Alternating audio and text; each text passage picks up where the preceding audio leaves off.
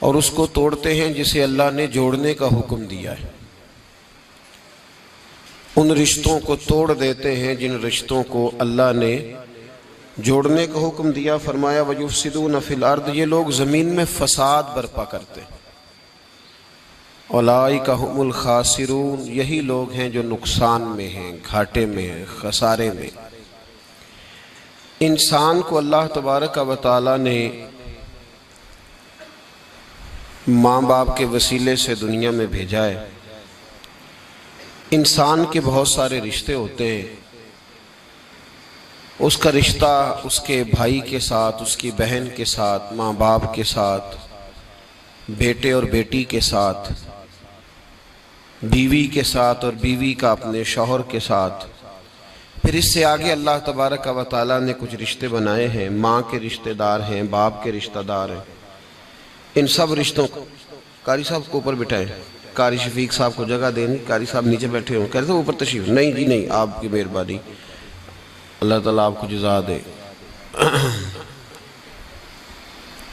تو میرے بھائی، اللہ تبارک و تعالیٰ نے رشتوں کو اہمیت دی اور بہت سارے رشتے رب تبارک و تعالیٰ نے بنائے۔ ہمارے ہاں یہ ہوتا ہے کہ رشتوں کو ان کا اصل مقام نہیں ملتا۔ کچھ رشتے ایسے ہوتے ہیں جو نبھائے نہیں جاتے، کمزوری دکھائی جاتی ہے، بالخصوص جن لوگوں پر ضروری ہوتا ہے ان رشتوں کا نبھانا، وہ ان رشتوں میں سستی کرتے ہیں، کمزوری دکھاتے ہیں۔ اس میں کوئی شک نہیں کہ میاں بیوی کا رشتہ بڑا مستحکم رشتہ ہے۔ قرآن مجید نے کہا ہن لباس لکم وانتم لباس لہن، تم ان کے لباس ہو، وہ تمہارا لباس ہے۔ مرد عورت کا لباس ہے، عورت مرد کا لباس ہے، اس میں کوئی شک نہیں کہ یہ بڑا مضبوط رشتہ ہے۔ اس رشتے کی بڑی خصوصیات ہے۔ نبی پاک صلی اللہ تعالیٰ علیہ وآلہ وسلم نے اس کی بڑی عظمت بیان کی، لیکن اس پہلو پر ضرور غور کیا جائے، اس پر ضرور توجہ کی جائے کہ نبی پاک صلی اللہ علیہ وسلم نے ہر رشتے کو اس کے اصل مقام پر رکھا ہے۔ ہر رشتے کو، میاں بیوی دیکھیں نا، ایک عورت سارا کچھ چھوڑ چھاڑ کے، اپنے ماں باپ بہن بھائی چھوڑ کے بظاہر پردیس میں آ کے بیٹھتی ہے خامن کی خاطر، اس کا بڑا حق ہے۔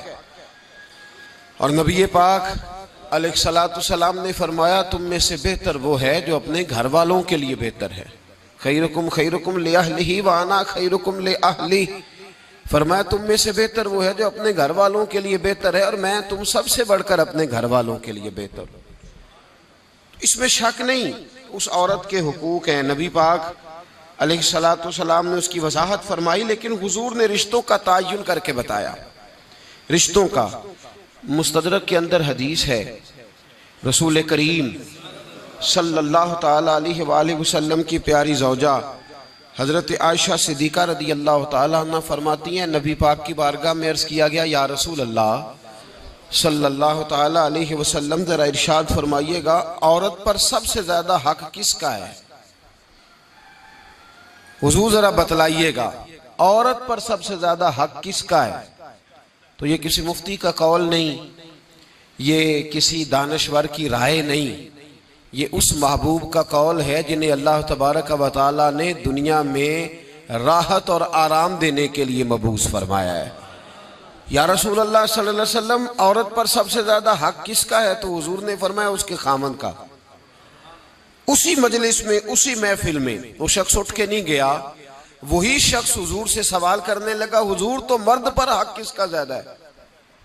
عورت پر تو میں نے پوچھ لیا، نیا شخص نہیں آیا، نیا آدمی نہیں آیا۔ اسی نے اسی مقام پر اسی جگہ کھڑے ہو کے سوال کیا کہ یا رسول اللہ صلی اللہ علیہ وسلم اب یہ بھی ارشاد فرما دیجئے کہ مرد پر سب سے زیادہ حق کس کا ہے؟ نبی پاک نے فرمایا اس کی ماں کا۔ عورت پر سب سے زیادہ حق کس کا ہے؟ اس کے شوہر کا۔ اور مرد پر سب سے زیادہ حق کس کا ہے؟ اس کی ماں کا۔ یہ حقوق کی تعین ہے جو نبی پاک صلی اللہ علیہ وسلم نے کر کے دیا۔ یہ حقوق کی وہ والی وضاحت ہے، اور یہ ہر آدمی کا وہ والا مقام ہے جو میرے محبوب علیہ السلام نے اپنی امت کو خود بتایا ہے کہ یہ اس کی جگہ ہے اور یہ اس کی جگہ ہے۔ اب یہاں ایک بات اور قابل غور ہے، مرد کے عورت پر بھی حقوق ہیں، عورت کے مرد پر حقوق ہیں۔ انشاءاللہ تعالیٰ ایک موضوع آ رہا ہے، اس میں ان چیزوں کی کچھ زیادہ وضاحت کروں گا، یہاں صرف اشارہ دیتا ہوں۔ نبی پاک صلی اللہ علیہ وسلم کی خدمت میں ایک عورت حاضر ہوئی، اس نے عرض کی یا رسول اللہ صلی اللہ علیہ وسلم مجھے بتائیے گا مرد کے کیا حقوق ہیں، اگر میں ادا کر سکتی ہوں تو شادی کروں، حضور ذرا بتلائیے گا۔ تو یہ حدیثیں ہم نے بیٹیوں کو رٹانی ہے، یہ حدیثیں ہم نے بہنوں کو یاد کرانی ہے۔ میرے نبی پاک علیہ الصلوۃ والسلام سے پوچھا، امام حاکم نے لکھا ہے کتاب البر کے اندر، اس کو ابن جوزی علیہ الرحمٰن نے نقل کیا ہے، یا رسول اللہ صلی اللہ علیہ وسلم مجھے بتائیے گا خاوند کے حقوق کیا ہیں؟ اور خاتون عرض کرتی حضور اگر تو میں ادا کر سکتی ہوئی تو نکاح کروں گی ورنہ نہیں کروں گی۔ اللہ کے رسول صلی اللہ تعالیٰ علیہ وآلہ وسلم نے ارشاد فرمایا، بھئی بات یہ ہے کہ اگر خاوند کے جسم سے پیپ نکلے، ریشہ نکلے اور خون نکلے، عورت اپنی زبان سے صاف بھی کرے تو پھر بھی خاوند کا حق ادا نہیں ہوتا۔ اور نبی پاک صلی اللہ علیہ وسلم نے وضاحت کر دی، کسی جگہ آپ کو نہیں ملے گا کہ اللہ کے محبوب نے فرمایا ہو کہ میں اگر سجدہ جائز ہوتا تو میں لوگوں سے کہتا مجھے کرو، یہ کہیں نہیں فرمایا۔ حالانکہ امام الانبیاء ہیں، محبوب اس حدیث میں فرمانے لگے سنو، اگر خدا کے علاوہ کسی کو سجدہ جائز ہوتا تو میں عورت کو کہتا کہ اپنے خامند کو سجدہ کرے، میں کہتا عورت کو کہ وہ اپنے خامند کو سجدہ کرے۔ تو نبی پاک صلی اللہ علیہ وسلم نے وضاحت کر دی، فرمایا کہ اگر تو یہ والے حق تو ادا کر سکتی ہے تو نکاح کر۔ وہ خاتون بڑی سمجھدار تھی، فوراً بولو ٹھیک ہے، لگی حضور میں نہیں حق ادا کر سکتی لہٰذا میں نکاح نہیں کروں گی۔ میرے عزیز، عورت کو ذمہ داری سونپی۔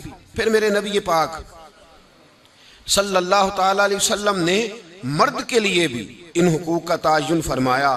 اور اللہ کے رسول صلی اللہ تعالیٰ علیہ وسلم سے جب پوچھا گیا کہ یا رسول اللہ صلی اللہ علیہ وسلم عورت کے حقوق کیا ہیں، نبی پاک صلی اللہ تعالیٰ علیہ وسلم سے پوچھا گیا کہ یا رسول اللہ صلی اللہ علیہ وسلم عورت کا حق کیا ہے، تو نبی پاک نے فرمایا جیسا خود کھاؤ ویسا اسے بھی کھلاؤ، جیسا خود پہنو ویسا اسے بھی پہناؤ۔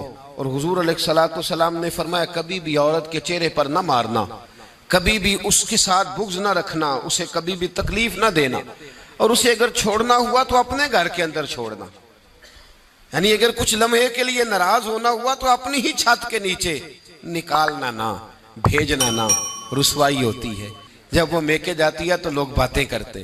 اگر چھوڑنا ہوا تو اپنے ہی گھر میں چھوڑ لینا، کچھ لمحوں کو ناراض ہو لینا، کچھ ایسی بات کر لینا، لیکن جب اسے نکال دیتے ہو تو مسائل بن، جیسا خود کھاؤ ویسا اسے بھی، جی جیسا خود کھاؤ ویسا اسے بھی۔